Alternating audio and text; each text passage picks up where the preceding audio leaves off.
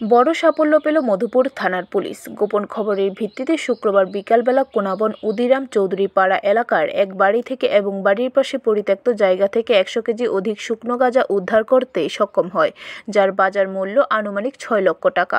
এদিকে মধুপুর থানার ওসি দেবজিৎ চ্যাটার্জি জানান, গোপন খবরের ভিত্তিতেই তাদের এই সাফল্য। তবে এক বাড়ির মালিকের বিরুদ্ধে মামলা নিতে যাচ্ছে মধুপুর থানার পুলিশ। জানা যায়, ওই বাড়িতে বাড়ির মালিকের নাম বিমল দেববর্মা। তবে একটি মামলা নিয়ে তদন্তে নামতে যাচ্ছে মধুপুর থানার পুলিশ। এর সঙ্গে আরও কারা জড়িত রয়েছে তাদের খুঁজে বের করবে। তবে মধুপুর থানার পুলিশ ওই এলাকা পুরো ঘেরাও করে অভিযান চালায়। অন্যদিকে কোনাবন সীমান্ত এলাকা থেকে বাংলাদেশে যখন পাচারের উদ্দেশ্যে নিয়ে যাচ্ছিল 17 বস্তা চিনি, মধুপুর থানার এএসআই সুধীর বর্মন সেগুলি উদ্ধার করতে সক্ষম হয়, যার বাজার মূল্য প্রায় 50,000 টাকার অধিক।